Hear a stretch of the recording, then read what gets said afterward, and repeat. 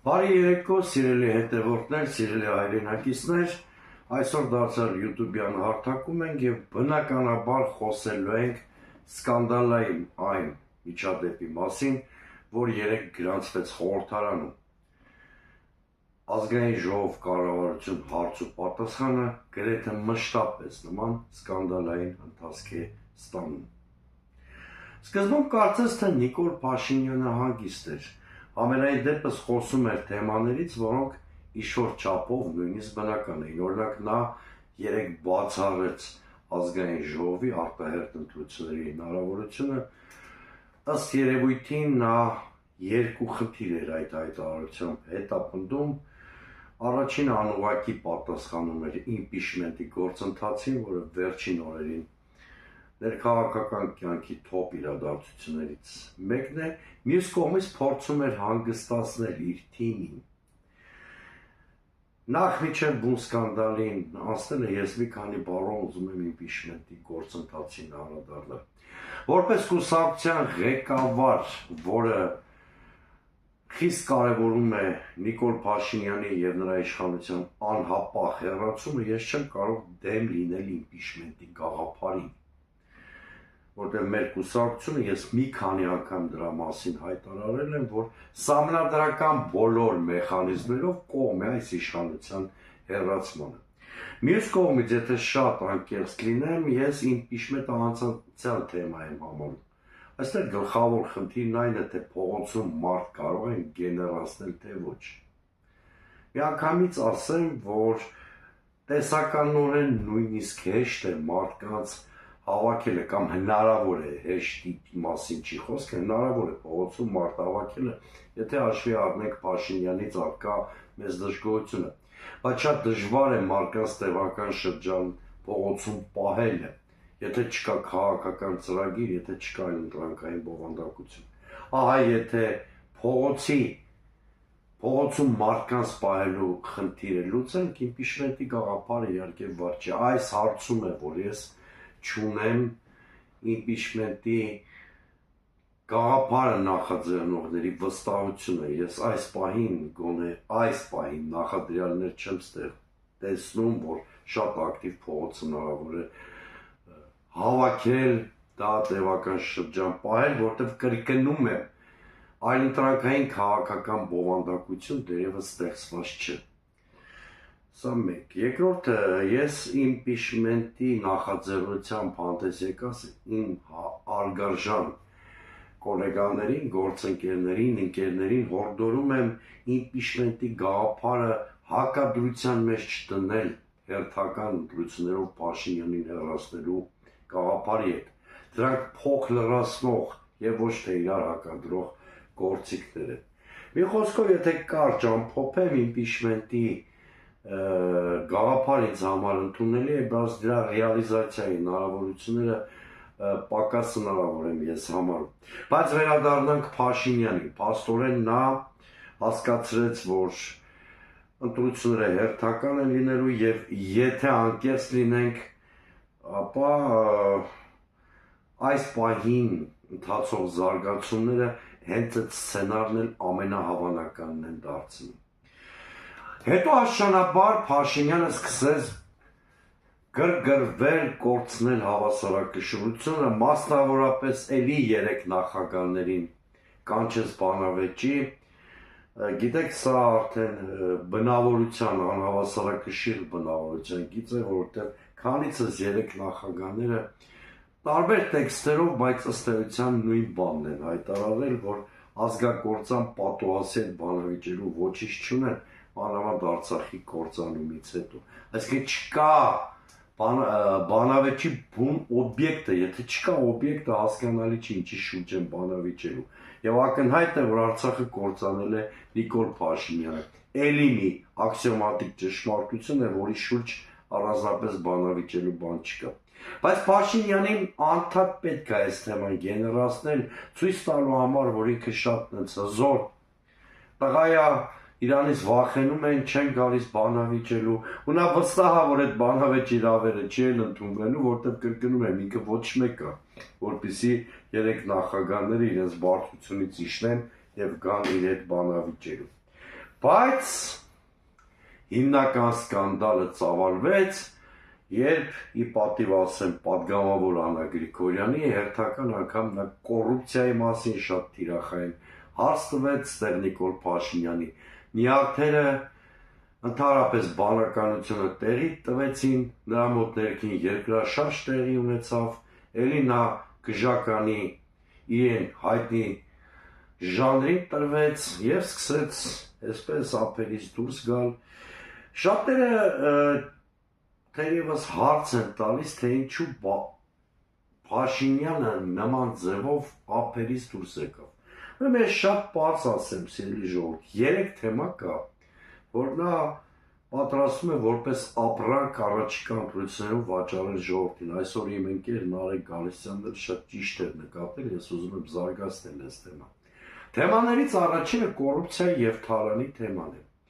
Նիկոլ Փաշինյանն իր ճղճղան ձայնով պատրաստվում է հերթական ընտրարշավում, չգիտեմ էլի այն չակուչը ձեռքին կլինի, թե հիմա այլ բան կհորինի այդ Թալանի թեմայով խոսալ, Թալանի վերադարձի իրան ներկայացնել Ռոբին Հուդի կարգավիճակում, նախկին նախագահներին Թալանչու կարգավիճակում, այս թեման իր համար շատ հրապուրիչ է։ Եվ ահա մի պատգամավոր փաստերով ասում է դու պակաս Թալանչի չես, քո շրջապատը Թալանի ու ուրեմն կոռուպցիայի մեջ թաթախված է, բնականաբար Փաշինյանը պետք է ուրեմն ունից դուրս գա։ Երկրորդ ապրանքը, որ պատրաստվում է Նիկոլ Փաշինյանը վաճառել մեր խեղճ ժողովրդի վրա, դա այսպես կոչված խաղաղության թեման է։ Նիկոլ Փաշինյանը դրա համար է կաշվից դուրս գալի, իրեն պատեպատ տալիս, որպեսզի այդ խաղաղության թուղթը, որ ամենևին էլ խաղաղություն չի ապահովելու ստանա, որպեսզի այդ թղթի կտորը ձեռքին խելագարի պես վազվզի երկրի տարբեր անկյուններ և ասի տեսեք, ես ձեզ խաղաղություն եմ բերել։ Հիմա, եթե դիմությունը կարողանա փաստարկված ներկայացնել, ինչպես օրինակ ես եմ անում, Լևոն Զուրաբյանն անում, Էդմոն Մանուկյանն էլի կան գործիչներ, փաստարկված եթե կարողանան դիմությունը ներկայացնել, որ Նիկոլ Փաշինյանը իրականում պատերազմի ձիգ է, ոչ թե խաղաղություն բերող, էլի Փաշինյանը հայտնվելու է այդպես գժական իր ժանրի մեջ, էլի կորցնելու է տիրապետումը, էլի բոլորին սպառնա, որ հեսա ԿԳԲ-ի պատվարներն է լցնելու, ի դեպ այդ հայտարարությամբ հանցագործություն արել Նիկոլ Փաշինյանը և իր մեղքերի թիվը մեկով էլ ավելացրել, բայց հիմա ես դրա մասին չեմ խոսի։ Ընդդիմությունը փաստարկված ու սիրելի ժողովուրդ, ես ուզում եմ դուք հստակ հասկանաք, այո, 44 օրյա պատերազմի հրձիքի դերում եղել է Նիկոլ Փաշինյանը։ Սա չի նշանակում, որ Ադրբեջանը չի սկսել պատերազմը։ Ադրբեջանն է սկսել պատերազմը։ Ադրբեջանը միշտ էլ ագրեսիվ օրակարգ է ունեցել։ Բայց Ադրբեջանի նախագահի ագրեսիվ օրակարգը լեգիտիմացրել է Նիկոլ Փաշինյանը իր նախապատերազմյան արկածախնդիր քաղաքականությամբ։ Հիշեցնեմ, թե կհիշեք դուք փաստերը։ Նա 2019-ին մերժել է իր սեղանին դրված կոնկրետ կարգավորման պլան։ Ոչ միայն մերժել է, հրաժարվել է դրան շուրջ ընդհանրապես բանակցել։ Սա մեկ։ Երկրորդը, հիշում եք Մյունխենում նստեց, գրեց, խզբզեց և իլուր աշխարհի հայտարարեց, որ Մյունխենյան սկզբունքներ այլևս գոյություն ունեն։ Խայտառակ այդ փաստաթուղթը, որ չգիտեմ որտեղից երկնել էր այդ մարդու հիվանդ գլխում, սա ինչ է նշանակում, ձեռնոցն է տել ոչ միայն Ադրբեջանին, այլ բոլոր միջնորդներին։ Հետո Արցախը Հայաստան է և վերջ, հետո Սևրի դաշնագրի 100-րդ տարեդարձի ֆետիշացումը և այսպես կարող եմ բազմաթիվ օրինակներ բերել։ Հիմա էլ Նիկոլ Փաշինյանը, այդ կզած Ալիևի ու Էրդողանի բոլոր պահանջները կատարող Նիկոլ Փաշինյանը իրականում անկայունության, էսկալացիայի խորհրդանիշ և ոչ թե հակառակը։ Երբ որ նա երկրի ստրատեգիական կողմնորոշումը փոխելու կուրսի մեջ է և տոքսիկ բաղադրիչը մեծացնում է հայ-ռուսական հարաբերություններում, իրականում նա նոր պատերազմ է բերում կամ նոր պատերազմի վտանգ է ստեղծում։ Բայց այս ինչի մասին ես խոսեցի, ընդդիմությունը պարտավոր է կոնցեպտուալ ձևով ներկայացնել։ Ցավոք սրտի խորհրդարանական ընդդիմությունը այդտեղ չի կարող ռացիոնալ դերակատարություն ունենալ։ Եվ վերջապես հասարակությանը Նիկոլ Փաշինյանը վաճառելու է նաև այսպես կոչված դեպի Եվրոպա տանող ճանապարհը։ Սա էլ է բլեֆ։ Այստեղ էլ մենք չպետք է վախենանք ճշմարտություններ ասելու։ Չպետք է վախենանք նրանից, որ մեր հասարակության մեծ մասին Փաշինյանն ու նրա պսևդո արևմտամետ սատելիտները վարակել են հակառուսականությամբ։ Մեզ Եվրոպայում որևէ մեկը չի սպասում։ Այդ նախաձեռնությունը, որ այդ եւ պսևդո Եվրոպամետ արևմտամետ ուժերը բերել են խորհրդարան, իրենց ապագա խորհրդարանին մոտեցնելու բանաձևա, ոչ թե Հայաստանի Եվրամիությանը մոտեցնելու։ Այդ մարդիկ արկածախնդրությամբ լուծում են ներքաղաքական հարցեր, եւ դա անում են Նիկոլ Փաշինյանի պատվերով ու գլխավորությամբ։ Եվ վերջապես մասիվի դեպքերի մասին խոսելիս ես ասացի, այդ մարդիկ ընդհանրապես արևմտյան արժե համակարգ չունեն։ Սովորական խուժան են տեղավորված Փաշինյանի գրպանում։ Այ երեք ուղղություններով Փաշինյանը վախենում է, որ առաջիկա ընտրություններում ստանալու է փաստարկված ընդդիմախոսություն։ Հետ սա է նրան գցում այդ ցնցումների մեջ, նա կորցնում է adekvatությունը, կորցնում է բանականությունը։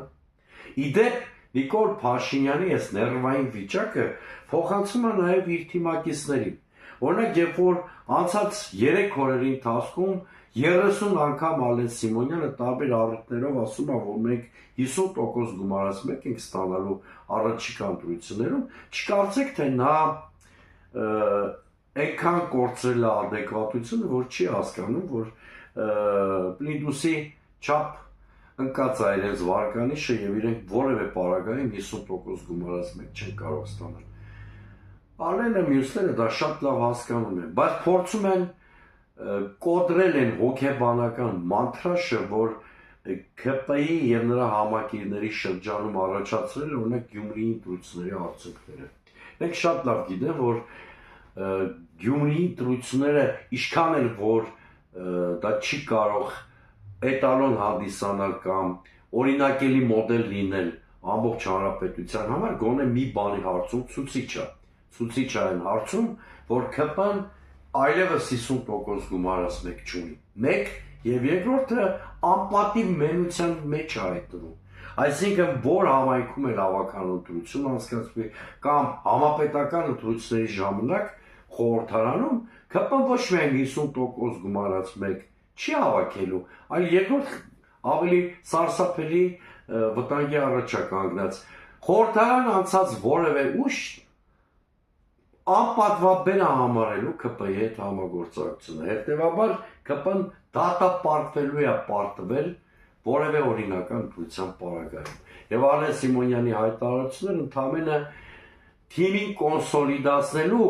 եւ ապագա ընտրություններում հնարավոր կեղծարարության համար հիմքեր ստեղծելու նպատակ ունեն։ Սիրելի հայրենակիցներ, ես ուզում եմ բոլորս հստակ հասկանանք, որ եթե մեզ հաջողվի միջև հաջորդ խորհրդարանական ընտրությունները